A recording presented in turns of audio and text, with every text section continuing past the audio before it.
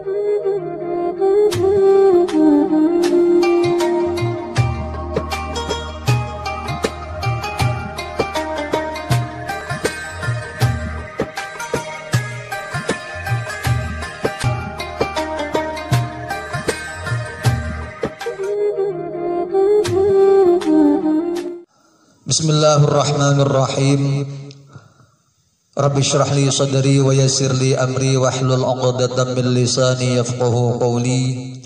Rabbana anfa'na bima 'allamtana wa 'allimna ma yanfa'una wa dzakkirna ma nasina warzuqna ilman yanfa'una. Bismillahirrahmanirrahim. Kali ini saya akan menjelaskan tentang tanda-tanda isim menurut ilmu tasawuf. Fal ismu yu'rafu bil khafdi wat tanwini wa dukhulil alifi wal lami wa hurufil khafdi. Isim menurut versi ilmu nahwu dapat diketahui dengan adanya i'rab jar, dengan tanwin dan kemasukan al, serta dapat diketahui dengan beberapa huruf jar. Kalau ditarik ke dalam kacamata tasawuf, isim dapat diketahui, yang dimaksud isim menurut pelajaran yang terdahulu adalah ai ismul mufrad, yakni nama yang maha tunggal, yakni Allah. Yang dimaksud ismu adalah al-musamma, yakni Allah. Maqam ma'rifat kepada Allah Subhanahu wa taala yang diisyaratkan dengan isim mufrad atau nama yang tunggal dapat dicapai melalui sifat-sifat kerendahan hati, yakni khafdi. Dengan kerendahan hati itu maqam ma'rifat dapat dicapai. Seorang penyair berkata, tadallal liman tahwa falaisal hawa sahlun idza radiyal mahbubu sahha lakal waslu. Rendahkan hatimu pada yang engkau cintai, karena cinta tidaklah mudah. Apabila ia telah meridhoimu, suka kepadamu, maka engkau telah sampai kepadanya. Penyair lain mengatakan, tazallal liman tahwa litaksiba izzatan fakam izzatan qad nalahal mar'u bidzulli idza kana man tahwa azizan walam takun dalilan lahu faqra issalam alal wasli. Artinya, rendahkan hatimu pada yang engkau cintai untuk meraih kemuliaan di sisinya.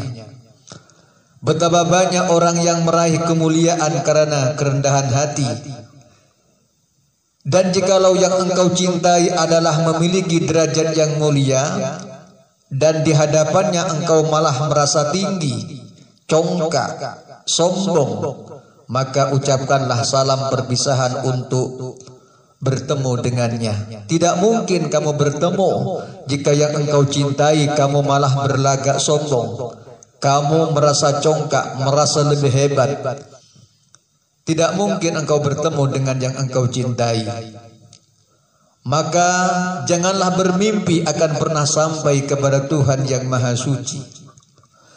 Syekh Abdul Hasan As-Sadili radhiyallahu anhu berkata, betapa banyak orang hina namun akhirnya menjadi mulia, dan betapa banyak orang yang menghilang namun pada akhirnya dia berjumpa.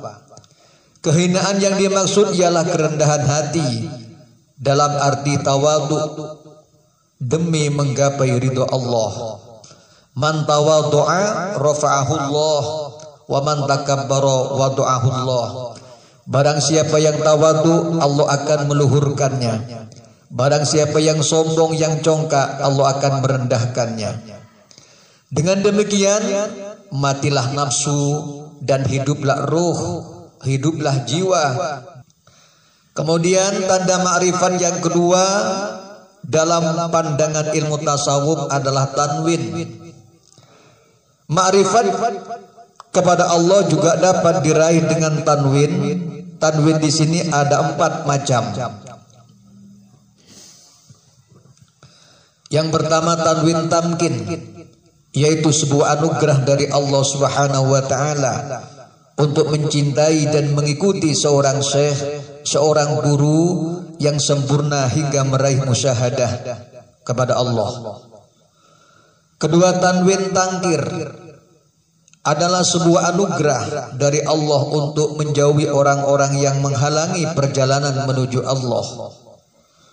Yang ketiga adalah tanwin iwat, yaitu sebuah anugerah dari Allah untuk bisa menukar segala keburukan dengan kebaikan, menukar keangkuhan dengan kerendahan hati, menukar kemalasan dengan semangat tinggi, menukar iri hati dengan murah hati, menukar buruk sangka dengan baik sangka, menukar kata yang kasar dengan kata yang lembut, menukar sifat pelit dengan suka memberi, menukar kebiasaan bercakap-cakap dengan kebiasaan berdiam, menukar tamak dan rakus dengan qanaah, dan menukar kebiasaan mencaci dengan kebiasaan memuji, menukar kemarahan dengan kesabaran, menukar senang disanjung orang dengan benci disanjung-sanjung orang, dan lain-lainnya. Kemudian tanda makrifat kepada Allah yang keempat adalah tanwin muqabalah, yaitu sebuah anugerah dari Allah dengan diberi kemampuan untuk mengimbangi apa yang telah diberi oleh Allah dengan melakukan beribadah kepadanya dengan segala ketundukan hati demi keagungannya. Dan makrifat juga dapat dicapai dengan masuknya alif dan lam atau disebut al. Alif dan lam di sini mengisyaratkan sampainya seorang murid kepada kawasan suci atau hadratul qudsi. Ma'rifat juga dapat diperoleh melalui huruf-huruf khafat atau huruf-huruf jar, yaitu hal-hal yang berkaitan dengan kerendahan hati dan ketundukan hati. Kemudian terkait dengan makna huruf jar, menurut dimensi tasawuf, huruf jar adalah wahya min wa ila wa an wa ala wa fi wa rubba wal ba'u wal kafu wal lam. Huruf jar 1 min, 2 ila, an, ala, fi, rubba, ba, kaf, dan lam. Adapun hal-hal yang berkaitan dengan ketundukan hati, yakni huruf-huruf jar itu ada 9.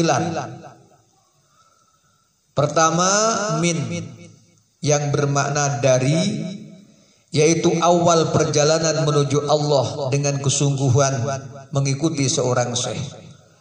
Jadi kalau mau kita sampai ke makom makrifat kepada Allah harus dimulai dari min. Min dalam arti awal perjalanannya harus mengikuti jejak dan arahan dari seorang syekh. Kedua ila. Ila dalam arti menuju, sampai, yaitu akhir perjalanan dari kesungguhan menyaksikan Allah. Dan dalam hal ini manusia dibagi 3. Pertama orang awam yang merasa cukup dengan keislamannya dan tidak mau bersuluk, bertorikoh. Kedua orang baik-baik yang banyak melakukan ibadah namun tanpa mengikuti arahan syekh, namun tanpa mengikuti seorang syekh. Dan ketiga orang mulia yang dibimbing seorang syekh menuju Allah Subhanahu wa taala. Huruf jar yang ketiga adalah an. An dalam arti dari atau melalui, yaitu berpaling dari segala penghalang suluk, penghalang perjalanan menuju Allah. Sebagaimana pernyataan Syekh Al-Buzaidi bahwasanya tidak akan pernah sampai seorang murid kepada Tuhannya apabila di hatinya masih terdapat satu penghalang saja.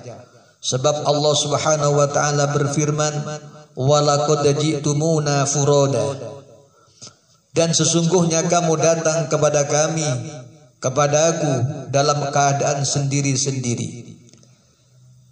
Yang dimaksud dengan furoda menurut Syekh Al-Buzaidi adalah dalam keadaan bersih dari segala penghalang dan penyibuk hati. Keempat, huruf jar ala bermakna atas, yaitu sebuah pengendalian yang kuat atas belenggu nafsu hingga selalu di bawah petunjuk Tuhan, sebagaimana firman Allah, ulaika ala hudam min rabbihim wa ulaika humul muflihun. Mereka itulah orang-orang yang tetap mendapatkan petunjuk dari Tuhannya, dan mereka itulah orang-orang yang beruntung. Huruf jar yang kelima adalah fi, yaitu keberhasilan memasuki singgasana musyahadah alias perjalanan dalam kekuasaan Allah. Setelah berjalan menujunya, Allah berfirman, wa qala inni dzahibun ila rabbi sayahdin. Nabi Ibrahim berkata, sesungguhnya aku berjalan menuju Tuhanku dan Dia akan memberi petunjuk kepadaku. Huruf jar yang keenam adalah rubba. Rubba bermakna taklil, sedikit, jarang. Ini mengisyaratkan kepada minimnya orang yang mulia.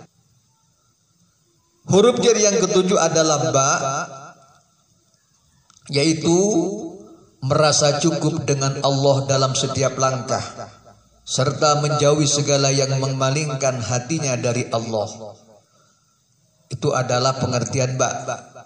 Jadi dirinya sudah merasa cukup hanya dengan Allah, serta menjauhi segala yang memalingkan hatinya dari Allah Subhanahu wa ta'ala. Huruf jar yang kedelapan adalah kaf, bermakna seperti, yaitu upaya menyerupai dan menirukan orang-orang yang soleh, orang yang mulia dalam pakaian, akhlak, perjalanan hidup, tindakan dan perkataannya. Sebab menyerupai mereka adalah menjadi bagian dari mereka juga, dengan syarat mengamalkannya dan ikhlas. Seorang ahli hikmah mengatakan, tashabbahu bil kiram illam takunu mithlahum, innat tashabbuha bil kirami falahun. Tirulah orang-orang yang mulia jikalau engkau tidak bisa menyamai mereka. Innat tashabbuha bil kirami falahun. Sesungguhnya menyerupai mereka-mereka yang mulia adalah sebuah keberuntungan. Huruf jar yang kesembilan adalah lam, yang bermakna milik, yaitu isyarat kepada kesuksesan meraih kewalian tertinggi, sehingga dianugerahi oleh Allah, mendapatkan izin dari Allah untuk mengontrol alam semesta sesuka hati. Mengontrol alam semesta sesuka hati di sini adalah mengatur perjalanan takdir sesuai izin yang diberikan oleh Allah. Kemudian termasuk huruf jar adalah wa huruful qasami wahyal waw wal ba wat ta. Makrifat juga diperoleh melalui huruf-huruf sumpah, yaitu waw, ba dan ta. Hal ini mengisyaratkan sumpah dan doanya para wali yang pasti benar dan terkabulkan. Rasulullah bersabda, rubba ash'atha madfu'un bil abwab law aqsama 'ala Allahi la abarrahu. Betapa banyak pengemis-pengemis berambut gimbal, kusut yang ditolak di depan pintu. Akan tetapi jika ia bersumpah dengan nama Allah, maka sumpahnya pasti dikabulkan oleh Allah. Itulah cara menggapai makrifat kepada Allah melalui tanda-tanda isim, yaitu i'rab jar, tanwin, kemasukan al, kemudian huruf jar. Demikian pengertian ilmu nahwu dalam versi makna tasawuf. Mudah-mudahan mendapat ridho dari Allah. Wallahu a'lam.